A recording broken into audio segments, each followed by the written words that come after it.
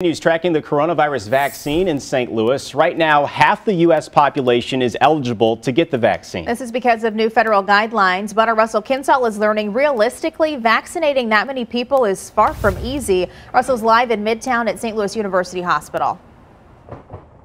Yeah, the heads of local hospitals and health departments are working on a plan, a system for you to sign up, then show up to get vaccinated. New federal guidelines instruct states to start vaccinating people 65 and older and adults with underlying health conditions. And you know, that's a lot of people. Kathleen Brown has no objections to becoming eligible for the vaccine. Not much, that it can't come fast enough. John Cheney plans to get it. He's mourning a loved one's death from COVID. I just lost my sister 3 months ago. New federal guidelines meant to speed up the pace and scope of vaccinations won't be easy. It's going to take a lot of planning, a little bit of patience to try and get this figured out. First of all, the supply of vaccine has been doubled by the instruction to states not to hold back supplies for a second dose.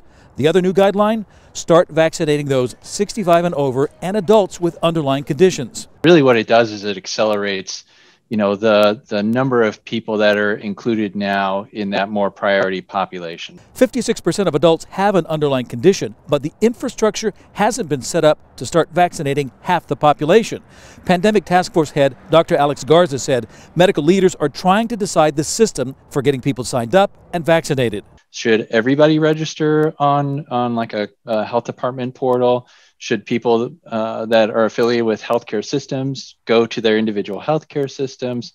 How do we get this all organized so everybody can understand this is where I need to go to get registered for vaccine? Garza said there will be a community-wide effort to vaccinate the next group involving hospitals, health departments, and pharmacies.